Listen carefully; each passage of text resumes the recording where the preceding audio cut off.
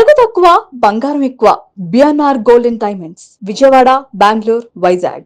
ఇప్పటి వరకు దేశంలో అనేక రాజకీయ పార్టీలు ఉన్నాయి, కానీ ఏ పార్టీ పేరు కూడా బొద్దింకతో లేదు. ఇప్పుడు తాజాగా అభిజిత్ అనే ఒక వ్యక్తి ఈ నెల 16వ తారీఖున బొద్దింకల పార్టీ పెట్టాడు. అదేంటో తెలుసా? కాక్రోచ్ జనతా పార్టీ అన్నమాట.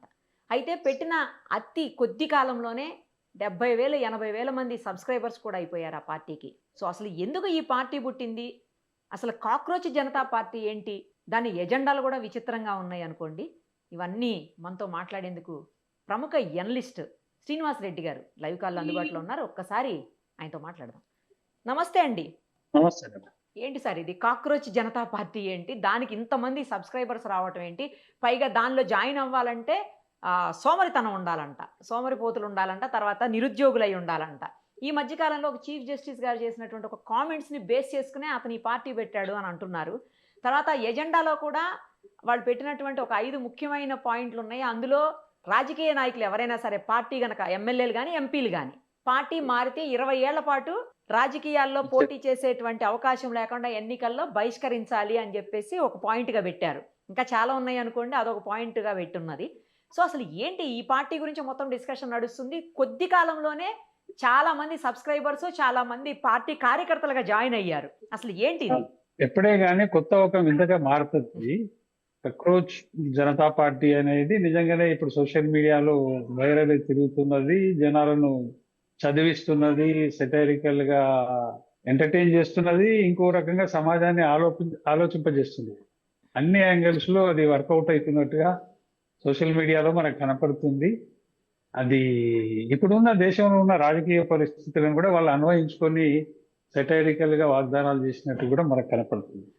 అయితే CJI chief justice of India చేసిన కామెంటే దానికి ఆధారమైంది. చీఫ్ జస్టిస్ ఆఫ్ ఇండియా ఏ సందర్భంలో దేనికోసం చేసిండు అనేది మనం కాస్త చూసినప్పుడు భావంతో నిరుద్యోగులు వకీళ్ళు అయిపోతున్నారు, జర్నలిస్టులు అయిపోతున్నారు, ఆర్టీఐ కార్యకర్తలు అయిపోతున్నారు అనేది కామెంట్ అవుతుంది, మనకు కనపడుతుంది. అంటే సంథింగ్ ఈజ్ దేర్. అతనికి ఏదో ఒక విషయంలో కోపం తెప్పించి ఉండొచ్చు, ఏదో చిన్నగా. దాని మీద సెటైరికల్ గానే అన్నాడు, అది ఎమోషనల్ గానే అన్నాడు, అతనికే తెలుసు. కానీ అది మాత్రం ప్రజలకు చేరింది. అది ఒక పార్టీగా కూడా మారి ప్రజలందరినీ రంజింపజేస్తున్నారు అనుకోవచ్చు ఒక రకంగా. అంటే ఎమోషన్ లో కూడా ఒక ఎంటర్టైన్ అనేది ఉండదు. సహజంగా ప్రజల్లో రాజకీయాల మీద ఉండే అసహ్య భావం, లేకపోతే ఇతరత్ర వ్యవస్థల మీద ఉన్న అసహ్య భావం ఏదైతే ఉంటుందో అది రిఫ్లెక్ట్ కావడానికి ఈ కాక్రోచ్ జనతా పార్టీ పెట్టి దాన్ని అతడు ఎవరైతే స్థాపించినామని చెప్పుకుంటున్నారో ఆయన మాత్రం దీన్ని బాగా ప్రజల్ని ఎంటర్టైన్ చేపిస్తుండనొచ్చు, ఆలోచింపజేస్తుండని కూడా చెప్పొచ్చు. అన్ని అతను చెప్పిన మేనిఫెస్టోలో అన్ని విషయాలు అందరూ అంగీకరించకపోయినా ఏదో ఒక విషయం మాత్రం ప్రజల్ని అట్రాక్ట్ చేసి ఉంటది. మీరు అన్నట్టుగా ఏంటంటే పార్టీ ఫిరాయించే ఎమ్మెల్యేలను కానీ ఎంపీలను కానీ ఏ పార్టీకి సంబంధించిన వాళ్ళైనా 20 ఏళ్ల పాటు నిషేధించాలనేది వెరీ ఎఫెక్టివ్లీ సమాజాన్ని కదిలించే విషయం. నిజంగానే అది ఒక కొత్త రకమైన ఆలోచనగా ప్రజలకు కూడా కనపడుతుంది. ఇప్పటి వరకు మనకు నచ్చుతున్న అంశం అదే సార్. ఇప్పుడు నచ్చదేమో గానీ ఎగ్జాక్ట్లీ అదొక్కటి మాత్రం ఎవరైనా యాక్సెప్ట్ చేస్తారు. అది ఏ అంటే అక్రాస్ ది పార్టీ, అది బీజేపీ ఉండని, కాంగ్రెస్ ఉండని, కమ్యూనిస్ట్ పార్టీ ఉండని, అంటే ఆయా పార్టీల సింపథైజర్స్ కూడా దాన్ని యాక్సెప్ట్ చేసే పరిస్థితి. ఇప్పుడు ఉన్న ఎమ్మెల్యేలు ఎంపీలు తప్ప మిగతా సమాజం అంతా దాన్ని ఓకే చేస్తుంది.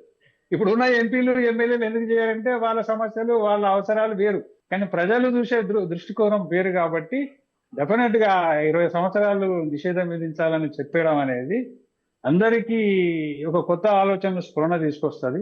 నిజంగానే అది ఒక జనతా మేనిఫెస్టోని, ఇప్పుడు కాక్రోచ్ జనతా పార్టీ అని ఆయన పెట్టవచ్చు, కానీ అది ఒక జనతా మేనిఫెస్టోలో ఒక అంశంగా రేపు వచ్చే ఎన్నికల్లో ప్రజలు కూడా డిమాండ్ చేస్తే బాగుంటది అనేది నా అభిప్రాయం. ఇంకోటి కూడా చెప్పన ఆడవాళ్ళకి బాగా నచ్చే అంశం సీట్ల సంఖ్య. అంటే పార్లమెంట్ లో సీట్ల సంఖ్య పెంచకుండానే ఇప్పుడున్న వాటిలోనే 50% లేడీస్ కి రిజర్వేషన్ ఇస్తా అంటున్నారు.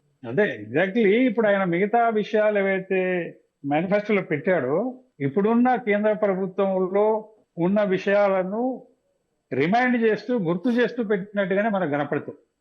కొన్ని ఆరోపణలు ఉన్నాయి బీజేపీ మీద, మోడీ మీద, అదాని మీద, లేదంటే అంబానీ మీద పొలిటికల్ గా ఉండే కామెంట్స్ ఇతరత్ర ఆయా పాటలు అవన్నిటిని జోడించి పెట్టిండు. చాలా వరకు అవే ఎక్కువ ఉన్నాయి. ఇప్పుడు గోధి మీడియా అనే ఒక సందర్భంలో అన్న విషయం కూడా మనకు కనపడుతుంది. అట్లా ఈ ప్రభుత్వం మీద ఏవైతే అపోజిషన్ నుంచి సెటైర్స్ అనండి లేదంటే విమర్శలు అనండి వాటిని టేకప్ చేసినట్టు కనపడుతుంది.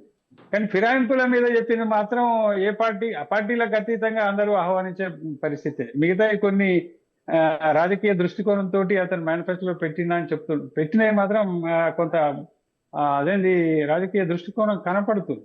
అంతగా కనపడాల్సిన అవసరం లేదు, కానీ అది కొందరిని ఒక సెక్షన్ ఆఫ్ పీపుల్ మాత్రం డెఫినెట్ గా అది అట్రాక్ట్ చేస్తుంది. కొందరు సెక్షన్ ఆఫ్ పీపుల్ ను అది వాటిని కొన్ని అపోజ్ చేసే విషయాలు కూడా ఉంటాయి. కాబట్టి ఓవరాల్ గా ఏంటంటే సిజేఐ చేసిన కామెంట్ మీద ఒక పార్టీ సోషల్ మీడియాలో అనౌన్స్ చేయడం, అది ఇంత వైరల్ గా జరగడం, ప్రజలు కూడా కొన్ని విషయాల్లో ఆలోచింపజేయడం మాత్రం వెరీ ఇంట్రెస్టింగ్. అందులో డౌటే లేదు. రాజకీయ పార్టీలు తమ మేనిఫెస్టోల్లో ఏం పెట్టుకోవాలన్నా కూడా కొన్ని విషయాల్లో ఈ కాక్రోచ్ జనతా పార్టీ గుర్తు చేసిందని కూడా చెప్పాలి.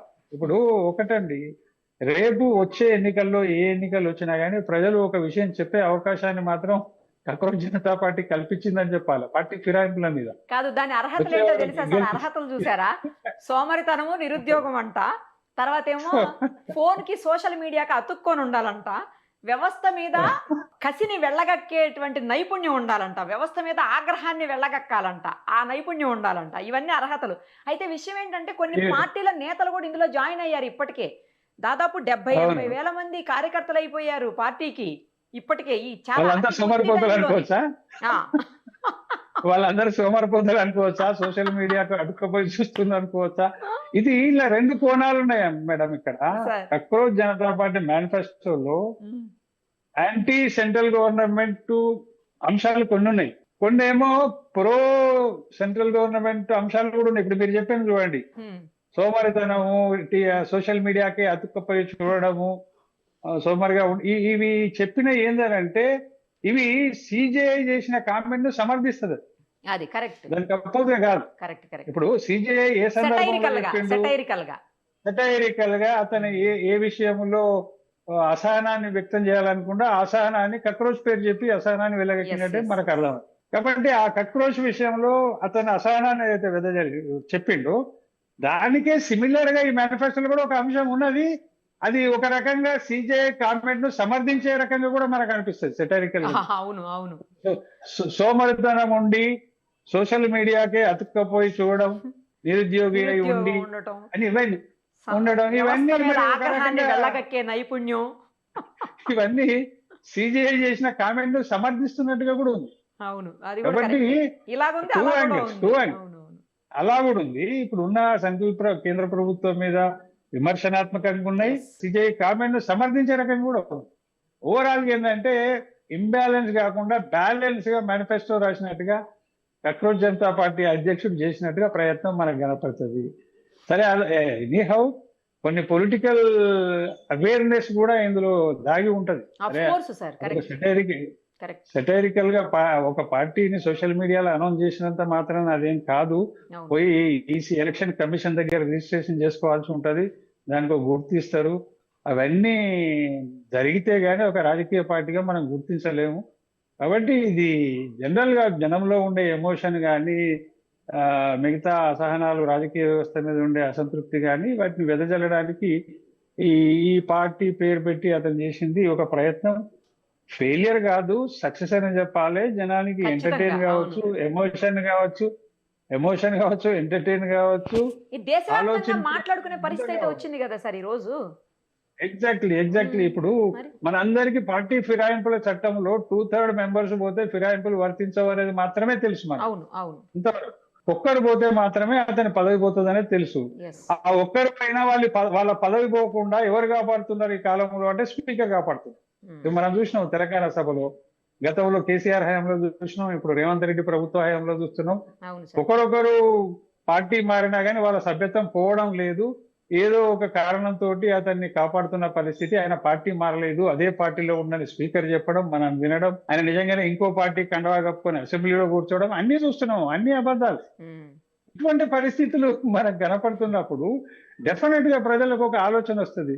ఎందుకు వీళ్ళని వాడు సింగిలా లేకపోతే 2/3 ఎట్లా పోయిందా అనేది కాదు. ఫిరాయింపు జరిగితే 20 ఏళ్ల పాటు అతని రాజకీయంగా అతనికి నిషేధించాలనేది డెఫినెట్లీ ఆహ్వానించదగ్గ.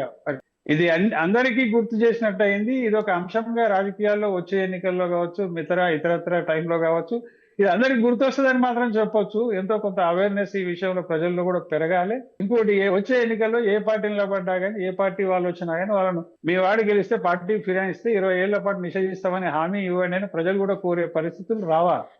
అది భారతదేశంలో ప్రజాస్వామ్య వ్యవస్థకు ఒక మంచి సజెషన్ ఇచ్చినట్టు అవుతుంది. అది మంచి అవకాశం కూడా ప్రజలకు దొరుకుతుందని నేను అనుకుంటున్నాను. Right sir, thank you so much.